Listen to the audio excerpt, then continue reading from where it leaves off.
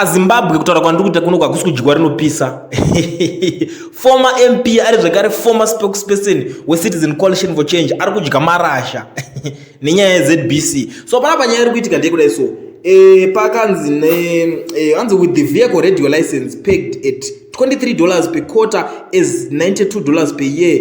This translates to a minimum 73.6 million in potential revenue for ZBC per year, which would rise to 110 million if every registered vehicle paid. The new move, announced by Information Minister Jennifer Muswere following a cabinet meeting on Tuesday, will anger campaigners in the opposition who want the license fee scrapped, accusing ZBC of being a propaganda arm for ZANU-PF.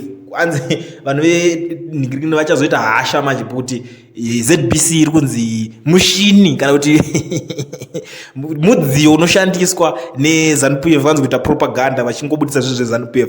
Ipapo zvangu ininika handisi kuda kumhanyira kuda kutora side zvekumhanya, but iyo ZBC makamboiona here ngatimbotaurira nechokwadi, makambonoiona here ZBC kuti mungoona maprograms anoitwa ipapo chete makamboiona unosara une answer ipapo. But panapa muri Zimbabwe nyaya iri panapa ndikudai so advocate Fadzai vabva vasumuka nehasha pavaona this post vavaitora vakaitega vakati how dare ZBC News Online charge us license fees in USD, why muchitijairira denominate your charges in ZiG and don't ever change them again cause it's backed by gold. We need new leaders. Hanzi mimi handiti ndima unocho inyika handiti makati nyika inovakwa nevene vayo, mari yacho yemunyika munomu inosimbiswa futi nevene vayo. Imimi handiti ZBC mutorive munomu US muri kuridi muri kuchaja muUS mufunga US racho rinobva kupi? Hanzi imimi chichaja imari yenyu zvese mudzose mari yenyu zvokuti mari yenyu mazobudikira maakutanga kuti it's a must kuti munhu wese ari kunobhadhara ZBC license and stuff zviya wobva manzi it's a must. Itori imwe topic for another day yekuti vanhu vakanzi kana wakunobhadhara vehicle license uchinoisa mutero pamota yako it's a must, it's a compulsory, unofanira kutenga futi neRadio license. Iyo hanzi it's a topic for another day inozoonekwa, but pana pari kunzi imimi vanhu imimi zviri zvamanje manje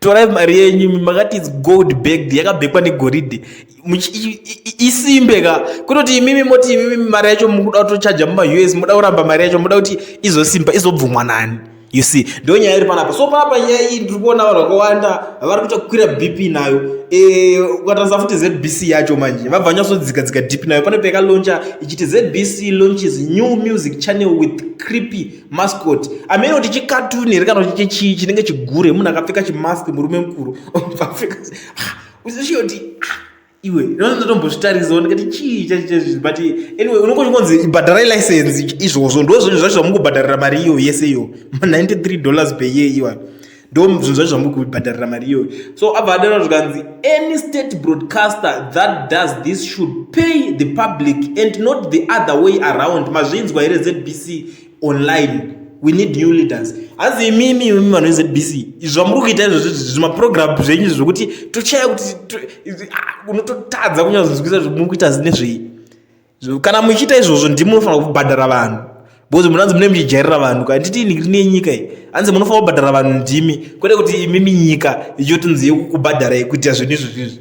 Mwana wako unongomutengera kachimask wokuti mwana wangu mira apapo ikatuni here chii chakadaro ichocho you see. So panapa ndiri kuona nyaya iyo iri kusumudza maeyebrows akawanda, vanhu vakutanga kureacta. Unongoziva maZimbabweans vanhu vekuti apatore nguva vanenge vatanga kujamba kuti ayiko ndoipi aiwa hazvisiri because team iri rakatasana advocate Fadzai here vanhu vari pakuvhura on brain.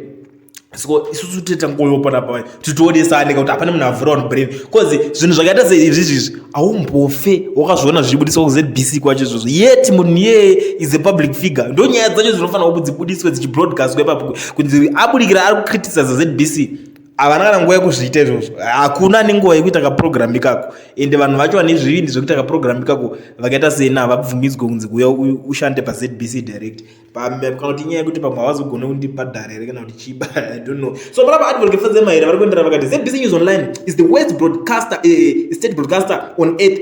The program are so poor quality than the poorest quality imaginable. They are an unconstitutional, boring, archaic, out of touch, uninteresting party mouthpiece, and they churn out now sitting draft propaganda that nobody watches. But that's not even the scandal. The scandal is that the party people whom they speak for exempt from paying their rapacious $92 license fee, which is illegally set in USD and not ZiG, while we, the public, whom they rampoon on their gutter TV and radio stations, are forced to pay. I wish them luck. We need new leaders. We need national healing. Do mamwe problems imimi munofana kubhadhara $92 cause imi handiti muda kuzvitonga mune ZBC stereke ndo skillful yandatozoongorora ndikaona apa munofana kubhadhara $92 iwayo mari yako ikakurwadza unopedzera ungoti aga ndimbogara pasi ndimboona kuti vari kubudisa chii wakutonzwa chikombredi kubva kuseni. Rimwe day ndakamboti imwe radio station ndikati ganimboteererawo radio station ndimbonyatsogara pasi kandi ani ndedzedu here ndezvemunyika muno ndagara pasi ndakuteerera ndenge ndakateerera 3 hours kana ndisingakanganisi ari manheru. Murume mukuru achita advert ndikati iwe ichiri nguva yemaelection iri president Mnangagwa vari kugadzira marodhi vari kuzoona izvo uri mushamarari uri ipapo asi ndo kuri kubva salary yako here hauna here kana mamwe program kana kuti vanhu murasikirwa necontent here chii what's wrong. But ndo zvimwe zvinhu zvandakuona manje zvaakuitika kuti timu manje iri ana maminister of information chinchi vari kubva vari kushanda nehurumende yacho yenigirikini yeZANU-PF ndo vakubva vatopusha kuti vanhu vabhadhira $93 ka kuti because vakasadaro ka chinobroka kachinhu ichi vanhu vanotanga kushanda kuZBC zvinouraya nenzara chinchi vanenge vakushaya vanhu vari talented vanhu vese vanoka kuti hata kutiza like makazviona zvakaitika pana mufana Ola 7 angoti aini kunigirikini radio station yaya ndakubva ndakuzviitira zvinhu zvangu ndega. Why? Because ukada kunzwa kuti tumasalary twacho twanenge vachiverengerwa ipapo kunzi ndo salary iri kushandira murume mukuru paradio station achirova damba refu achirova kana 4 hours ari paradio ozonzi ndo salary yaari kupuwa every day 4 hours idzodzoka hazviperere ipapo achienda kumba kwake ari kuenda kunoresearcha kunotsvaga kuti ndo yandovaudza chii vanhu next day.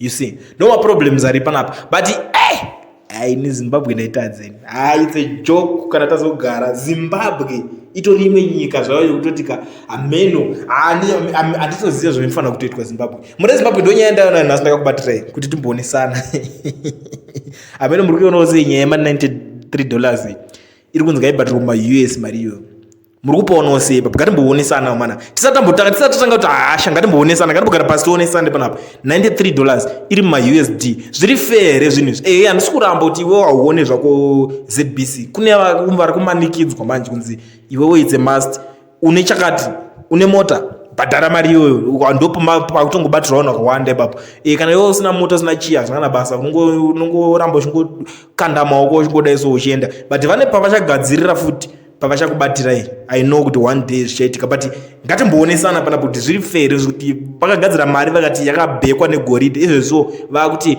maservices state broadcaster yavo ZBC iri kufanira kubatirwa neUS iko kutone mari nyowani hazvikonzeresa kuti mari yacho vanhu vashaya confidence mari rezvo